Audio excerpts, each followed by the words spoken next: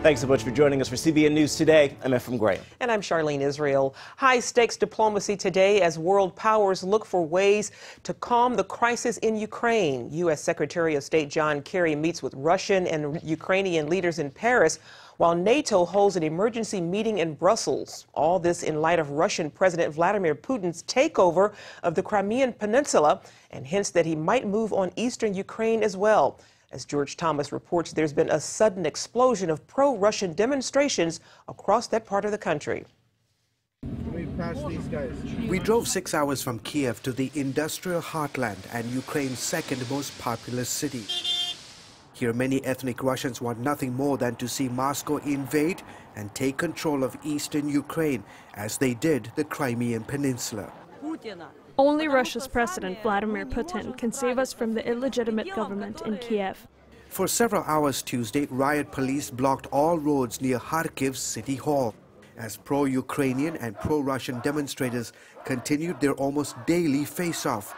Russia's decision to order troops involved in military exercises near the Ukrainian border back to their base angered many people here. I'm very upset. I wanted those troops to attack, and I would have been the first one to welcome Russian tanks to this square with flowers. This past weekend, dozens were injured when pro-Russian demonstrators stormed City Hall, replacing European Union flags with Russian ones, and called for union with Moscow. By late Monday, police had regained control of the building, and the Ukrainian flag flew once again.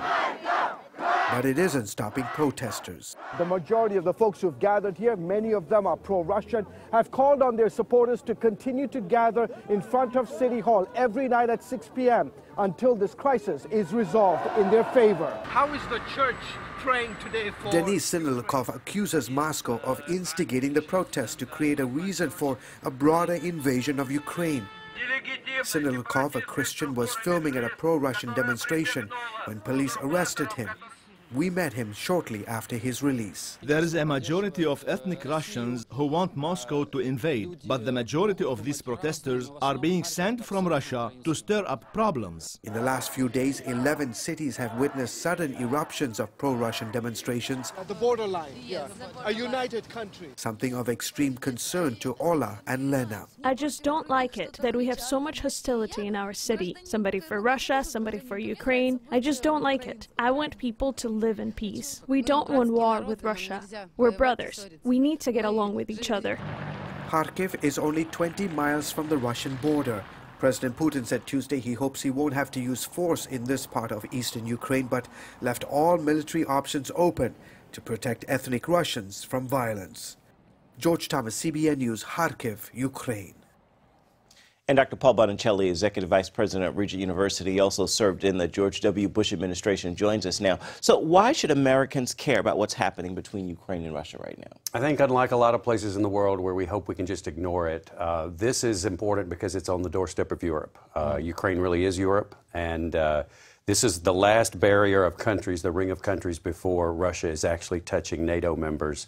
And that makes it very sensitive because now everybody in the east of Europe is very worried that they could be next. Indeed, indeed. Now, the Obama administration seemingly has bent over backwards to reset U.S. relations with Russia. It pulled the missile shield out of Eastern Europe, gave Russia a role in negotiations with Syria, as well as Iran. Why don't we have more leverage now with President Putin? Because all of that was a mistake to begin with, I think. Mr. Putin doesn't understand politics that way. It's zero-sum. Somebody wins, somebody loses all the time. He doesn't understand cooperation, doesn't appreciate the international law, the international institutions that have existed since the end of World War II.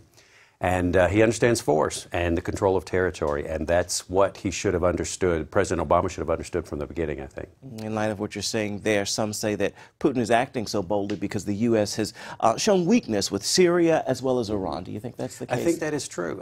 You know, it's fine to say Mr. Putin's worldview is wrong. It shouldn't be that way. That's not the way enlightened humanity should act. I get that. You know, as an American, I get that.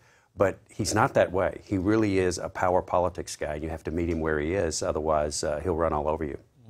So what can the U.S. do now to influence the situation? I think immediately begin to pass certain kinds of sanctions, target members of the Russian regime who are living high off corruption, use the banks against them, immediately offer money. The EU offered $15 billion today. We've already offered $1 billion.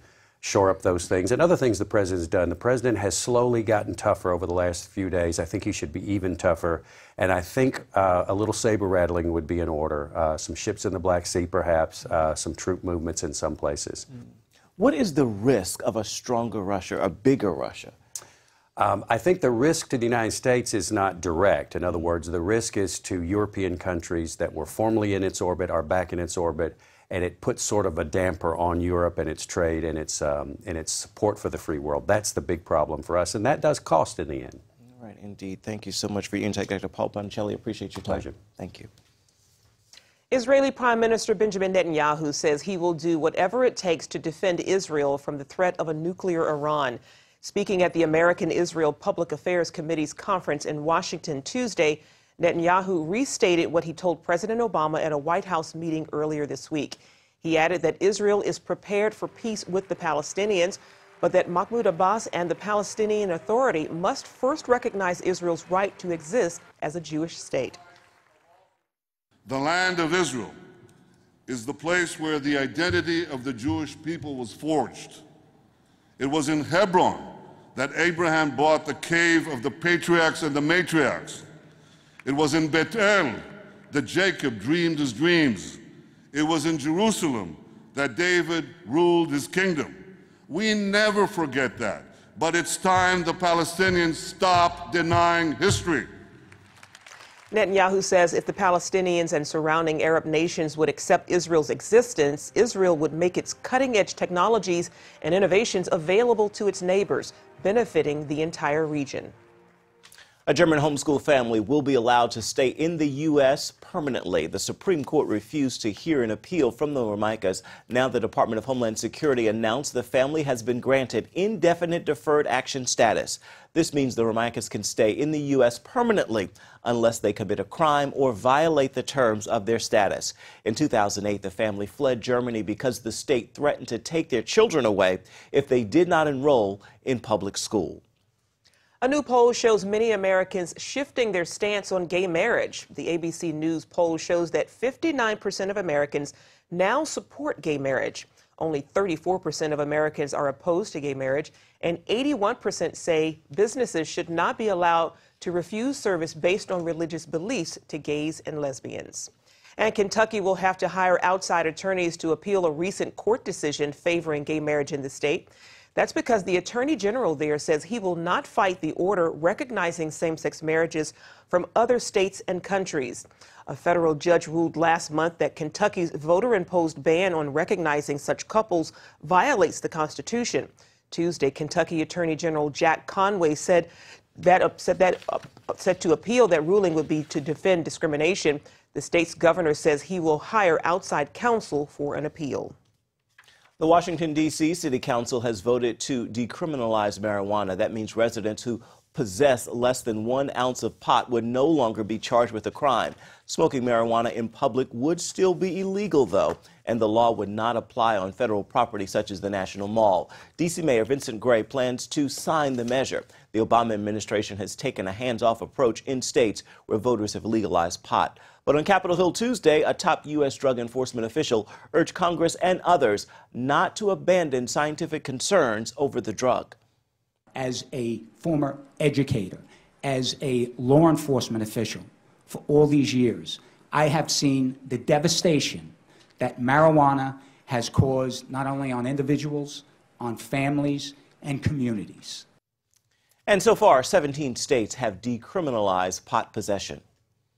Most of the U.S. has struggled with snow, ice, and record-breaking cold this winter, and forecasters say it's not over yet. Another powerful storm is set to pummel parts of the country this weekend. Not good news for small businesses, which have been taking a beating from the brutal weather. It's been one of the worst winters in years.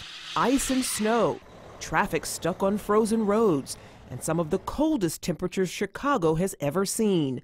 All those harsh conditions have hurt businesses. GM and Ford reports U.S. sales declines last month as frigid temperatures and snowstorms pounded much of the nation. Sales at car dealerships have been frozen. Nobody comes out. It's just the snow. They're afraid 2 weeks before it, and it takes 2 weeks for them to come back out. While industry analysts say dealerships in warmer weather states fared well this winter, those affected by the cold and storms are offering more discounts to unload inventory, which mean good deals for consumers. But the auto industry isn't alone. Airlines are also taking a big hit. About 1 million flights canceled this season, costing airlines as much as $500 million. But some businesses are heating up. Roofing contractors are seeing a boom. And thanks to potholes, car repair shops can barely keep up with business. Our business is through the roof. If I could get more hours out of my guys, I would. At Ace Hardware, sales of snow blowers, shovels, and other cold weather products are up 135%. And as the frigid weather tightens its grip, winter-weary Americans are longing for warmer days. The travel website JetSetter says bookings for warm destinations are up 38%. Meanwhile, it has been so cold this winter that Niagara Falls has frozen over. A veterans group is asking the U.S. Supreme Court to overrule an order removing a war memorial cross from a Southern California mountain. In 2011, a federal court ruled the cross was unconstitutional because it's an endorsement of Christianity on federal property. Last December, a district judge ordered the cross removed in 90 days. The Mount Soledad Memorial Association is asking the 43-foot cross remain atop the mountain in San Diego. The veterans group says it hopes appealing straight to the Supreme Court will quickly resolve the case. Coming up, rebuilding Noah's Ark. Find out where you can go to have a biblical encounter with a real-life replica.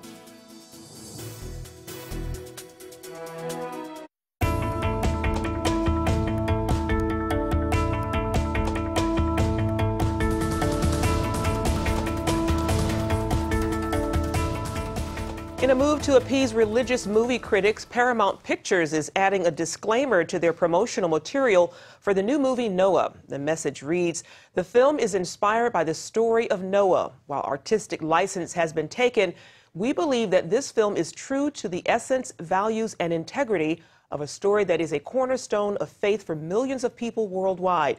The biblical story of Noah can be found in the book of Genesis." The president of the National Religious Broadcasters also praised the film's faithfulness to the main elements of sin, judgment, and restoration. Noah is due in theaters March 28th. A recent debate over evolution is helping fund an effort to build a life-size replica of Noah's Ark. The Creation Museum's Ken Ham is behind the project. He recently held an evolution debate with Bill Nye, the science guy. Around 7 million people tuned in to see that. Ham says the event is generating badly needed funds for the Ark. Paul Strand visited the future site and has more. It took years, but the money has flowed in sufficiently for the folks who built the Creation Museum to begin construction of a gigantic life-size Noah's Ark. That's the word from Creation Museum Director Ken Ham. And if the cash keeps coming, eventually it will be surrounded by a theme park, the Ark Encounter, that supporters say will be a Bible-based blast. The Ark itself will stretch as far as you can see these little white flags, just off Kentucky's I-75, 40 minutes from the Creation Museum. And that biblically accurate Ark will tower mighty high and wide. Patrick Marsh, art director on the Jaws and King Kong attractions at Universal, designed the Ark Encounter. You're going to be looking at a skyscraper. It's going to be that kind of thing, but it's going to be very, very long skyscraper, a lot longer than a football field, about 1.5 times the size of a football field. This thing is rated to hold over 10,000 people at one time. Project manager Mike Zelvath showed CBN News around the massive piece of real estate where the Ark will sit on pylons 12 feet high off the ground. He says seeing the Ark will make the Bible account of it plausible. It's not something that's just a wild, crazy fairy tale. You know, we can show you how it was built and show you that Noah and his family could have built the thing. If the financing continues to flow, the really big boat will eventually be one of just many fun-filled attractions in the 800-acre Ark Encounter. Marsh says just behind the Ark, we got camel and pony rides for adults and kids. And then there's a Tower of Babel, which is in another valley over. A massive petting zoo area will feature all sorts of animal shows, and a giant aviary will be filled with exotic birds. Kids will go crazy for the action-packed children's area. I mean, it's filled with net climbs. It's filled with just all kinds of places for them to run and play. We've got zip lines in there, little zip lines for them. We've got rocks to climb. We've got all kinds of caves for them to explore. But if you make your way across the whole park to this building, you'll get to what we call the 10 Plagues ride, which is our only real ride that we had planned. And in there, after the plagues, you'll experience a famous parting. There's going to be a Red Sea. And then we got a first century village where you can sit down and have a meal with the disciples and learn what the times and what it was like being with Jesus. Nazareth or Bethlehem, something that looks like that. Lively live entertainment will constantly perk the park up. We've got parades, we've got actors, we've got jugglers, we've got sword swallowers and fire eaters. Standing on the Ark site, Zovath says roughly $140 million will make it all happen. 70 to get this done and another 70 to do the rest of the park. Marsh says it'll be worth the expense because research indicates 2/3 of Americans will want to come to this Bible-centered site. 1.2 million minimum in just the first year. You think about it, how many churches actually reach 1.2 million people with the gospel, in this country? The place will definitely be a blast for believers, but there's a deeper purpose. And the whole point of building the Ark Encounter is to reach people that wouldn't go to church, who wouldn't necessarily, look into what Christianity is about, who Jesus really is. Soon they'll come to gape at the Ark, but maybe go gripping the cross. Paul Strand, CBN News, Williamstown, Kentucky. Up next, the long road through one of the least evangelized regions in the country. We'll take a drive along the I-29 corridor next. In Mississippi, a House panel has passed a bill to protect religious rights. The Mississippi Religious Freedom Restoration Act prevents state and local governments from putting a substantial burden on religious practices. The original version of the bill was similar to the Arizona measure vetoed last week. The new version is limited to government action and excludes private action. Opponents say the bill is vaguely worded and could lead to discrimination against gays and other groups. In the upper Midwest, people are spread few and far between. That's one reason it's one of the least evangelized areas of the country. Now, Christian leaders are trying a new way to spread the gospel there. Here again is Paul Strand. The I-29 corridor runs north and south through several states in the upper Midwest, all the way from Kansas City, Missouri, to the Canadian border. The route also runs through what Southern Baptist leaders see as a ripe mission field. Baptist leader Leo Endell says research led to a vision for evangelism. We begin to realize that it wasn't just that Southern Baptists weren't there. Evangelicals at large were underrepresented. There are evangelical churches in many of these communities, but they're in much smaller numbers than they are in other places in the United States. As a result, the North American Mission Board, along with other partners, will launch the Heartland Interstate Strategy this year. Its goal, strengthen existing churches and plant new ones across the region over the next 4 years. I think the people in the upper Midwest are like people anywhere. They're trying to make sense out of life. They're struggling through with the regular struggles that we all have. Making ends meet, trying to find our way. Where's our significance? The Heartland Interstate Strategy is to plant churches in 7 strategic cities along the I-29 corridor. Once the churches are established, they plan to spread the gospel east and west into more remote regions. We wondered if we could take the strength of Missouri particularly and come straight up I-29 into the major cities, St. Joseph, Omaha, Sioux City, Sioux Falls, Fargo, Grand Forks, and then even to Winnipeg. Church planter Jonathan Land recently relocated to Sioux Falls, South Dakota with his wife and 2 girls.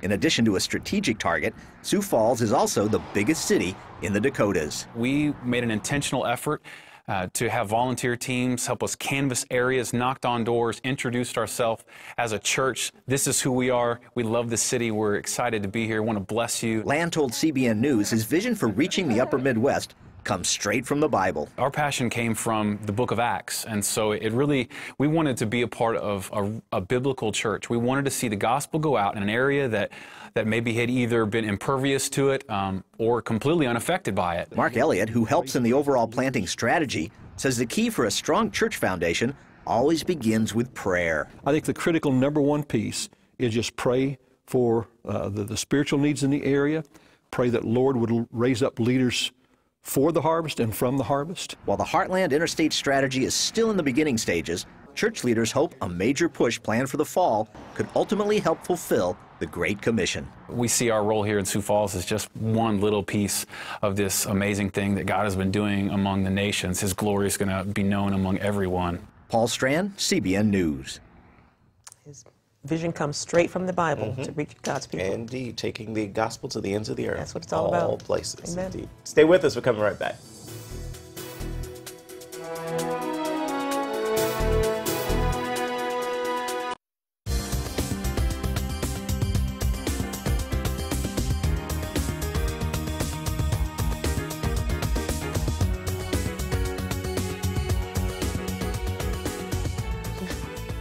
Well, surprises are usually not welcomed if you're planning a wedding, but one West Virginia bride is happy that hasn't been found to be true. That's right. Fifth grade teacher Jessica Music thought she was attending an award ceremony for her students, but that really wasn't the case. We're a little title money, and he actually took a different job to spend more time with me, and so we've been pretty title money, and money isn't everything, but it's good. It's going to go into savings. She can use it for whatever she wants. If she wants to use that $25,000 toward her wedding, toward honeymoon, anything for her future with her and her fiance. Jessica says she will use the money to splurge on a nice honeymoon, and whatever is left, she and her fiance will have to save to help start off their life together. And that is a beautiful wedding gift indeed. $25,000. It's no small piece of change. Not at all. Well, that's going to do it for now on CBN News Today. You can find more of our exclusive coverage at cbnnews.com. And tell us what you think about the stories you've seen here today. Do that on Facebook or at CBN News. Bye-bye.